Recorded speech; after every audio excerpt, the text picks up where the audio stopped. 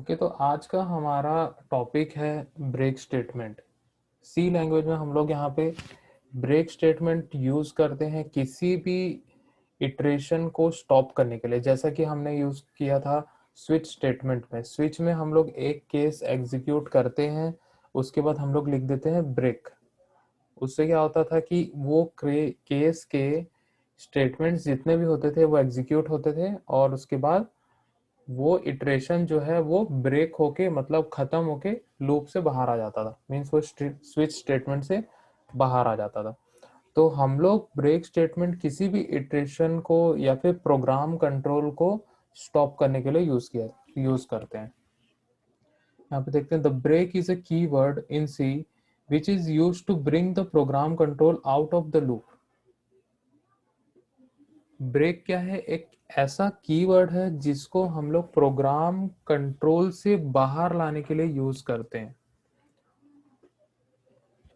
ताकि हम लोग अपने प्रोग्राम को कंट्रोल कर सके कि जब हम लोग को रोकना है। ठीक है, कोई ऐसा हम लोग को कंडीशन लगाना है वहां पे कि हम लोग का प्रोग्राम एग्जीक्यूशन वहां पे रुक जाए, या फिर जो कंट्रोल है वो रुक जाए, या फिर जो इटरेशन हम लोग वहां पे यूज करें, लूप हो गया, स्विच केस हो गया, तो वो रुक जाए वहां पे। The break statement is used inside loops और switch statement. Break statement हमेशा loops में यूज होगा या फिर switch statement में ही यूज होगा। The break statement breaks the loop one by one.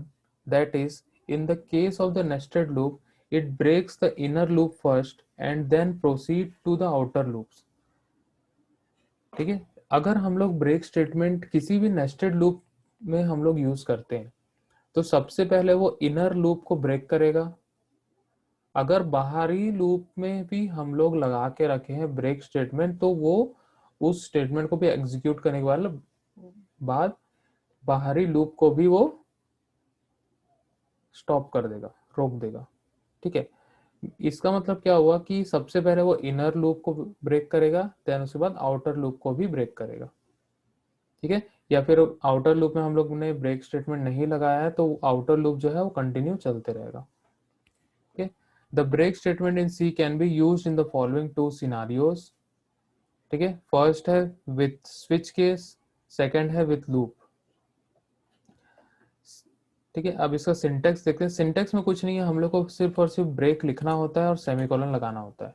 ठीक है, हम लोग कहीं पे भी उसको लिखें, लूप में या फिर स्विच केस में, हम लोग को सिर्फ और सिर्फ वहां पे ब्रेक लिखना होता है और साथ में सेमीकोलन लगाना होता है। इसका यहाँ पे एक फ्लो चार्ट है छोटा सा, वो भी हम लोग यहाँ पे देख लेते हैं। Flow chart of break in C, हम लोग कोई भी एक कंडीशन लगाते हैं, कंडीशन विद इन लूप। ठीक है, कंडीशन विद इन लूप मतलब क्या होगा? कोई भी ऐसा कंडीशन हम लोग लगाएंगे कि अगर मान के चलिए कि हम लोग ने एक लूप चलाया है जो 1 से लेके 10 तक चल रहा है। ठीक है, और हमने उसमें लगाते जैसे ही लूप की वैल्यू 5 होगी लूप खत्म हो जाना चाहिए। मतलब i इक्वल टू 5, देन उसके बाद ब्रेक हो जाए। ठीक है, तो वैसा हम लोग एक कंडीशन देंगे। ठीक है, लूप के अंदर हम लोग ने कंडीशन दिया, अगर वो कंडीशन ट्रू हो रहा है तो ब्रेक हो जाएगा, अगर वो कंडीशन फॉल्स हो रहा है तो वापस से जैसा लूप चल रहा था वैसा चलते रहेगा। ठीक है, तो ये इस प्रकार से ब्रेक काम करता है। हम लोग यहाँ पे एक एग्जाम्पल देखते हैं, सिंपल सा एग्जाम्पल हम लोग देखेंगे।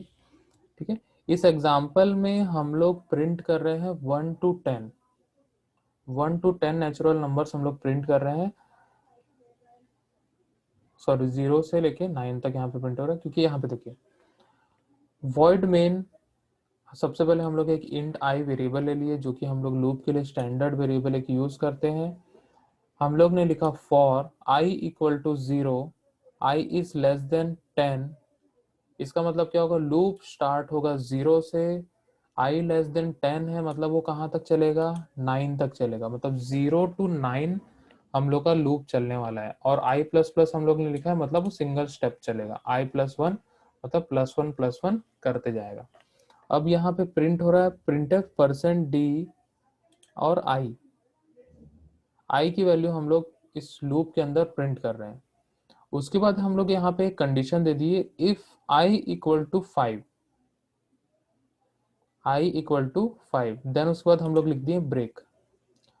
तो जैसे ही i की वैल्यू 5 हो जाएगी, ये लूप जो है वो खत्म हो जाएगा, मतलब ब्रेक लिख दिया, मतलब इस लूप की इटरेशन से ही बाहर आ जाएगा।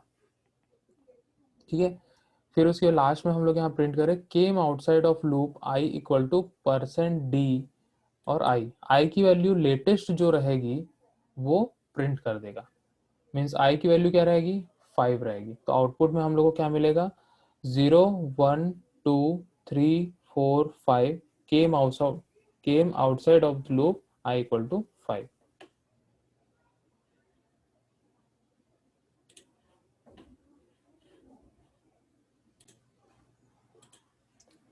ओके, तो यहाँ पे हम लोग क्वेश्चन लिखते हैं, write a programme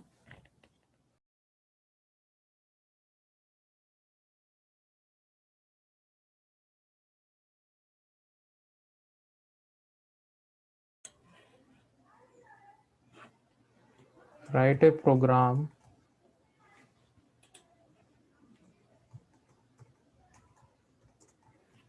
to perform break statement,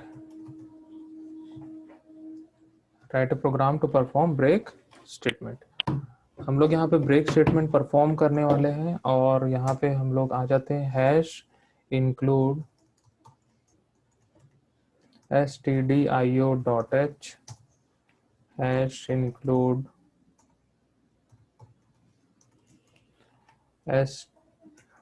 conio.h, void main, और यहाँ पे हम लोग ब्रैकेट लगा लेते हैं और लास्ट में हम लोग गेट ch लिख देते हैं।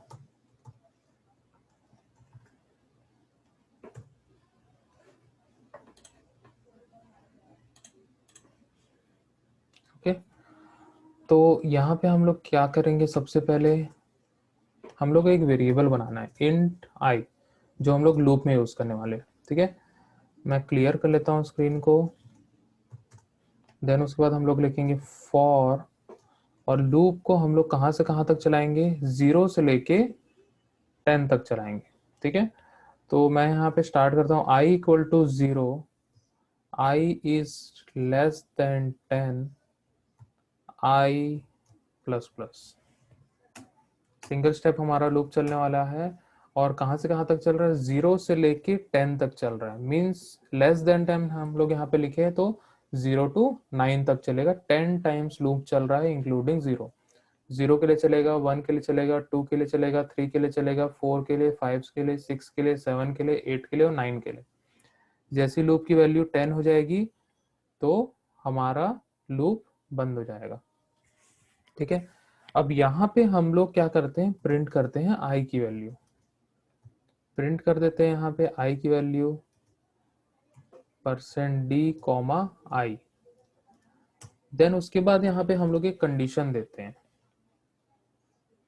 यहाँ पे हम लोग एक कंडीशन देंगे इफ, कंडीशन हम लोग इफ स्टेटमेंट के थ्रू ही देते हैं, और यहाँ पे हम लोग एक कंडीशन देंगे। कंडीशन में हम लोग लिखेंगे जैसे ही i की वैल्यू 5 होगी, i इक्वल टू 5, तो हमारा लूप जो है वो रुक जाना चाहिए, खत्म हो जाना चाहिए।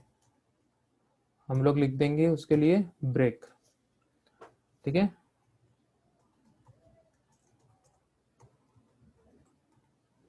ठीक है, स्टॉप्स द इटरेशन। ठीक है, और लास्ट में हम लोग यहाँ पे एक मैसेज को डिस्प्ले कर लेते हैं इस फॉर लूप के बाहर में। ये फॉर लूप का ब्रैकेट है, इसके बाहर में हम लोग यहाँ डिस्प्ले कर लेते हैं printf, यहाँ %d हम लोग लगा देंगे, सॉरी यहाँ पे हम लोग लिखते हैं came outside of loop i equal to %d, comma देके मैं यहाँ लिख दूंगा i की जो लेटेस्ट वैल्यू रहेगी, i की वैल्यू लास्ट में 5 आनी चाहिए। ठीक है, क्योंकि हमारा जो लूप है वो i इक्वल टू 5 में ब्रेक हो रहा है, मतलब वहां पे खत्म हो जा रहा है।